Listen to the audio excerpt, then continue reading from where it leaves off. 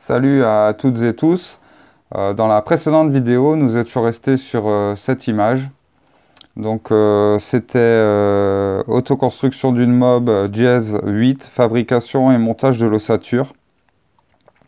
Donc j'ai utilisé un diaporama pour vous faire voir comment j'avais construit ma maison. Et je continue sur cette lancée puisque ça c'est pratique. Voilà. Donc on va passer à la suite. Donc là c'est Jazz 9, toiture, isolation, menuiserie et bardage.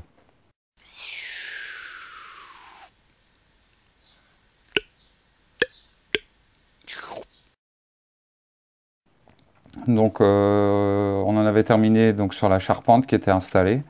Et je passe à la diapo suivante. Donc là on a installé le chevronnage. Donc ça a une retombée de 220.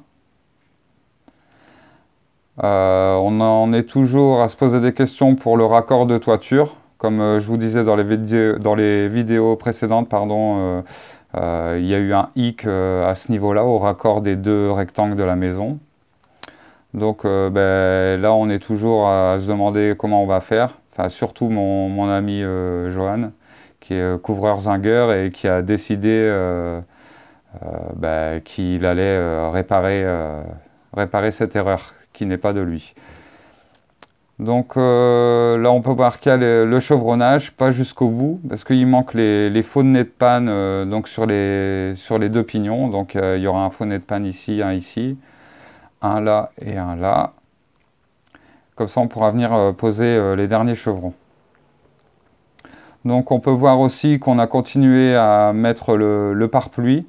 Donc là, Johan travaille sur la toiture principalement et son frangin travaille donc sur l'extérieur de la maison, le pare-pluie, le litonnage et on va voir en suivant l'isolation intérieure. Donc là on voit à l'intérieur, donc on a posé le chevronnage et on a mis des entretoises. Donc on voit qu'elles sont décalées de l'épaisseur à chaque fois, une en haut, une en bas, une en haut, une en bas, une en haut, une en bas, pour pouvoir venir se fixer de chaque côté. Donc à la base, on avait prévu de faire des caissons avec de l'OSB au-dessus, de l'OSB en dessous et de remplir de watts de cellulose. Et après m'être renseigné, il y avait un peu des polémiques sur la ouate de cellulose, comme quoi dans le temps ça absorbait l'humidité, avec le poids ça se tassait vers le bas, donc il y avait possibilité d'avoir des ponts thermiques au fêtage. Donc étant donné qu'il nous restait pas mal de laine de bois, on avait commandé pas mal de laine de bois en trop pour l'isolation des murs, on a décidé également d'isoler la toiture en panneaux de laine de bois. Donc bien sûr, j'en aurais pas assez pour toute la toiture, donc on a recommandé des panneaux de laine de bois de 100 mm d'épaisseur. Comme ça viendra compléter les panneaux de 120 mm d'épaisseur qu'on avait pour les murs. Donc les murs font 120, donc la laine de bois fait 120. Et la retombée des chevrons fait 220, donc il manquait 100. Donc voilà, on a refait une commande de laine de bois.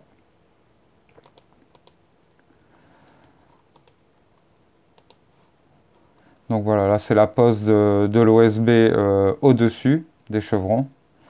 Donc l'OSB c'est bien pratique, ça résiste un peu à l'eau, donc même s'il pleut un peu dessus quand on les pose, c'est pas très très grave. Bon, ça a tendance un peu à gonfler, à gondoler, donc vaut mieux pas le laisser trop longtemps à la pluie, quoi. Pour ce qui est des tenons mortaises, c'est bien la galère à rentrer. Et donc mon pote me disait que bien souvent les pros s'embêtaient même pas quand le tenon rentre pas, ils laissent comme ça, ils posent contre et basta. Nous on s'est bien pris la tête pour bien les enquiller les uns dans les autres. Et voilà. Donc le résultat par-dessus ça donne ça. Donc on voit ici que on a mis les faux nez de panne. Donc c'est fixé à la vis à bois et au feuillard. Donc c'est un métal qui est assez souple, qui est plein de trous pour pouvoir mettre les vis là où on veut. Donc par-dessus, là, on a tiré le feuillard, on l'a bien tendu et fixé sur la lisse haute de la maison. Et donc une fois que les nez de panne sont posés, donc on peut voir de ce côté-là, on est venu poser les chevrons et l'OSB par-dessus.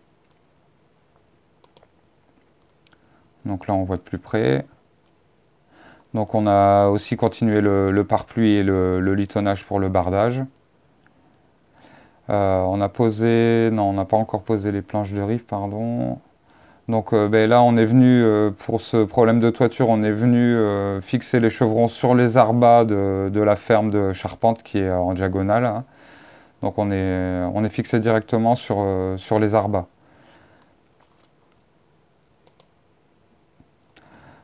Là on voit qu'on a posé le pare-pluie avec quelques lithos pour éviter qu'il s'envole. Le pare-pluie est fini aussi de ce côté. Là, j'en ai profité d'être à l'abri de ce côté de la maison pour passer le produit sur mes planches de rive. Donc j'ai passé du Bondex. On voit que c'est bien noir au bout parce que j'ai passé plusieurs couches. Et donc là où l'eau a tendance à rentrer, c'est par bout. Donc par bout, c'est où il y a la coupe du bois, où on est venu couper les fils du bois. Donc là, c'est souvent par là que ça pourrit. Donc j'ai gavé de produits, donc j'ai passé du Bondex sur la face visible et également derrière, donc avant de les poser. Donc là l'OSB est fini de ce côté.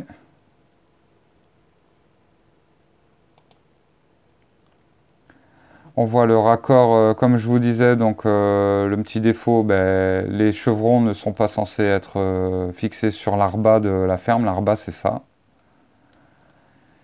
Ils étaient censés venir comme ici, sur une poutre de fêtage.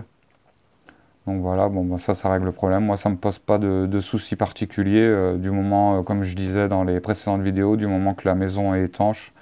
Voilà. Donc là, on peut voir bah, que l'autre côté est terminé, les derniers chevrons sont posés, on voit bien les entretoises ici. Et donc on va continuer à placer l'OSB de ce côté. Voilà, l'OSB est terminé. Le pare-pluie extérieur est complètement terminé, sauf de ce côté de la toiture. Ici, on a Johan qui est en train de finir de poser les derniers chevrons et attaquer l'OSB de ce côté. Le pare-pluie est posé, le litonnage est fait. Et en attendant, comme c'était couvert dans la maison, on a attaqué l'isolation et le pare-pluie. Et cette photo, c'était surtout pour vous faire voir que je vais commencer à ce niveau, je vais commencer mes cloisons. Donc j'ai une grosse cloison qui va séparer le coin nuit du coin jour. Donc j'ai décidé de la faire en béton cellulaire, donc de 40 mm d'épais. Donc c'est des grandes plaques, je crois que de 60 par 60 si je ne me trompe pas. Et à ce stade également, j'ai décidé d'acheter un fourgon. Donc voilà, c'est un vieux fourgon, un Trafic que j'ai payé. J'ai trouvé ça sur le Bon Coin. J'ai payé ça 400 € parce qu'il y avait les lames de ressort qui étaient passées au travers le plancher derrière. Donc bah, je l'ai retapé en une journée. J'avais découpé les longerons et refait des longerons neufs. Donc c'est pas censé. C'est interdit de faire ça, mais bon voilà, moi je voulais juste m'en servir pour les travaux de la maison. Donc ce camion m'a coûté 400 € plus le contrôle technique. Donc pour éviter qu'au contrôle technique il voit mes raccordements de longerons, j'ai blacksonné tout le dessous à l'arrière. Donc voilà, sur le contrôle technique c'était marqué contrôle impossible, blackson. Voilà pour la petite histoire. Donc là on voit Jordi en train d'isoler l'intérieur de la maison. Donc là, c'est des panneaux de laine de bois qui font 120 d'épaisseur. Donc on coupe ça aux zags, donc à la scie à bois. Dans le lot, il y en avait quelques paquets qui avaient pris l'eau. Donc ben là, c'est comme on profite du soleil pour faire sécher les panneaux de laine de bois qui ont pris la flotte. Également ici. Donc voilà, là on les fait sécher à l'intérieur. On a déjà isolé quasiment toute la maison, il reste que les pignons et la toiture. Donc voilà, une fois que la laine de bois est posée, on vient placer le pare-vapeur. Donc on commence en bas pour que celui du dessus chevauche. Il n'y a rien de compliqué, on vient agrafer sur les montants en ossature. Et sur le pare-vapeur, on a le recouvrement qui est tracé. Donc voilà, il y a juste à suivre les pointillés pour venir avec la deuxième partie et ainsi de suite. La deuxième partie est posée, donc on a bien chevauché sur les pointillés. Également, dans le même temps, on a commencé le bardage à l'extérieur. Donc c'est du bardage Douglas. Et ça a une super couleur quand il est frais. Et j'aurais bien aimé que la maison reste de cette couleur, mais c'est pas possible. Le bois, avec le soleil, la pluie et tout ça, finit par ternir. Donc moi j'aime pas trop les maisons en bois toutes noircies côté nord et argentées côté sud. Donc bah, j'ai pris la décision qu'on allait mettre un saturateur sur le bardage. C'est pas très écolo, mais ça évite d'avoir une maison qui ressemble à une cabane de trappeur, quoi. Voilà, ça c'est un choix personnel. À l'intérieur, ben, j'ai commencé à poser les menuiseries. Donc on a fait le chevauchement du pare-pluie extérieur et du pare-vapeur à l'intérieur à l'axe des fenêtres. Et c'est sur cet axe que je viens poser mes menuiseries. Et ensuite, avec les enfants, on a bourré de chutes de laine de bois entre le montant d'ossature et les menuiseries. Et je viendrai finir avec un silicone extérieur et intérieur. Comme ça, c'est parfaitement étanche. Dans le même temps, on se demandait comment faire la finition extérieure autour des menuiseries. Donc, j'avais pas envie d'avoir des cadres en bois de merde, là, tout fins, qui vont pourrir dans le temps. Donc, avec des montants d'ossature, on voit ici. Donc, j'ai fait des cadres où je vais venir insérer mes volets. Et on va venir faire des gorges, on le verra sur une autre photo, sur le côté pour venir enquiller le bardage dedans. Et j'ai fait une goutte d'eau, ça s'appelle, donc en bas de ce cadre, dessous. J'ai fait une gorge pour que la goutte d'eau n'aille pas contre le bardage, mais tombe par terre. Donc je vous ferai voir ça après. Bah, c'est sur cette photo, voilà. Donc là, j'ai fait tout le tour des cadres, une gorge pour mon bardage à l'extérieur. Et là, donc ça, c'est le bas d'une des fenêtres. Et là, j'ai fait une gorge pour la goutte d'eau. Donc l'eau, elle va couler ici, hop, et quand elle arrive dans la gorge, elle tombe par terre. Voilà, elle ne vient pas se mettre dans l'angle. Voilà pour ça. Donc ça, c'était une solution. Il me restait pas mal de montants ossature. Et comme on cherchait comment faire la finition extérieure autour des menuiseries, ben, je me suis dit que ça allait faire sympa avec les montants d'ossature. Donc voilà, donc ça c'est les fenêtres des chambres. On a choisi de mettre des fenêtres très hautes pour capter le maximum de lumière. Donc ça c'est la fenêtre de la cuisine, c'est une coulissante. Et sinon toutes les autres fenêtres dans ce genre, elles sont toutes oscillant battant. Donc voilà, on voit les menuiseries de l'extérieur. On voit le raccord de toiture là où Johan est en train de se prendre la tête. Donc là, c'est en attendant, il a mis du pare-pluie pour pouvoir bosser dedans et qu'il ne pleuve pas. Le bardage. Donc ici, on voit bien que le bardage vient s'insérer dans mes cadres de fenêtres. Dessus, dessous et les côtés aussi. J'ai pu mettre du coup mes volets sur mes cadres à ossature. Et il manquera une petite finition. Je suis venu mettre une petite lame de bois tout le tour des menuiseries pour que ce soit bien solide et que la menuiserie soit prise en sandwich. Le litonnage et le contre-litonnage est terminé pour la toiture. On a posé les planches de rive. Donc voilà, ici, tout le tour. Et donc on voit mes menuiseries, le bardage extérieur. Voilà, le bardage un peu plus avancé, mes cadres. J'ai posé les volets roulants et les baies vitrées. Johan a mis ses crochets de gouttière. Donc moi je l'ai juste aidé à tirer un coup de cordex pour les pentes. Une photo d'un peu plus près qui est un peu dégueulasse, mais bon voilà, on voit un peu mieux. Donc les volets sont des persiennes, donc on peut ouvrir les lamelles. Donc là, les volets, mon petit cerisier qui est en attente de plantation. Johan est en train de poser les gouttières. Donc voilà, je vous disais, les volets, c'est des petites lamelles qui s'ouvrent grâce à un petit loquet qu'on tourne ici, et c'est des persiennes. Donc les gouttières en zinc. Moi j'aime bien le zinc parce qu'une fois posé et soudé, on sait qu'il a une durée de vie d'une trentaine d'années.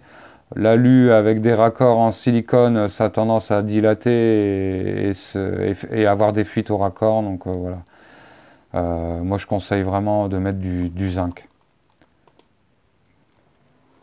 Le bardage qui continue, les gouttières posées.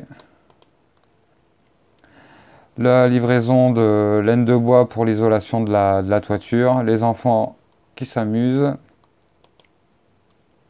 Donc voilà ce que je vous expliquais. Donc on a mis la laine de bois. Donc ici en bas de toiture, on a fermé avec des bouts de chevron découpés. Et j'ai fait un silicone tout le tour à l'intérieur et à l'extérieur. Et donc après on vient insérer la laine de bois. Là il y a la première couche en 120. Donc avec le raccord ici, et on vient mettre la deuxième couche en 100 pour recouvrir la jonction de la première. Donc on voit bien ici, on fait les jonctions en décalé pour optimiser l'isolation. Donc moi j'avais tendance à laisser un peu trop large et de galérer à rentrer l'isolant, mais vaut mieux le rentrer en force, on est sûr au moins qu'il n'y a pas de pont thermique. Donc tout le long du chantier, j'ai psychoté là-dessus sur les ponts thermiques. Donc voilà, les enfants m'accompagnent, je passais derrière pour voir si c'était bien tassé. Donc une autre photo avec la laine de bois. Donc voilà, tous les raccords en haut et la deuxième couche. On voit qu'on force pour les rentrer, ça arrache un peu l'espèce de mini pare-vapeur qu'il y a sur les panneaux. Voilà, toute l'isolation d'un côté qui est terminée. Ici, on a préparé un escalier avec l'échafaudage, parce qu'on n'avait plus de Manitou, et il fallait monter les tuiles sur le toit. Donc je me suis fait un petit escalier là, en début de palette, 1, 2, 3, 4 marches, pour pouvoir fournir Johan sur le toit pour qu'il puisse placer les tuiles. Donc moi je montais les fagots de tuiles, et lui il dispatchait, et après il les posait. Donc voilà, le début de la couverture. Donc il a voulu mettre une bande de zinc ici, donc pour venir finir, et qu'il n'y ait pas d'infiltration d'eau entre la gouttière et les planches de rive. Donc il a mis une bavette tout le tour de la maison, enfin tout le tour, là où il y a les gouttières. Voilà, pour être sûr, et on vient poser les gouts, donc les premières tuiles. Pardon. On vient poser les premières tuiles donc, sur cette bavette en zinc. Donc l'échafaudage en escalier est de l'autre côté. Donc moi j'alimentais donc en tuiles, et Johan faisait les allers-retours pour les dispatcher et après les poser. Donc voilà, une bonne partie qui est posée. Là il est en train de poser les rives. Donc les rives sont siliconées et vissées sur le chevron. Comme ça enlève tout risque de chute et d'arrachage au vent. Et donc il a commencé à également alimenter ce côté de la maison. Donc voilà, ça va assez vite la couverture, hein, quand le plus chiant est de monter les paquets de tuiles sur le toit. Donc quand on est deux, ça va assez vite. Voilà, donc là quasiment la moitié de la maison est faite. Là, il commence à se dire que ça va être la misère pour venir finir ce raccord de toiture. En attendant, le bardage a continué, et là il est en train de se prendre la tête pour voir comment faire. Et voilà, pour finir, ça c'est mon moyen de m'échapper et de me vider la tête après le chantier. Donc j'ai commencé également le potager depuis le départ de la construction. Voilà, donc ici c'est la terre du terrassement qu'on a ramené. Donc je pars vraiment de zéro, c'est que de l'argile. La terre végétale, comme des blaireaux, on l'a mis dessous. Donc voilà, ça c'est erreur à pas commettre quand on terrasse, hein. Mettez la terre végétale de côté et voilà, pour prévoir de la remettre dessus une fois que la terre de fond est placée.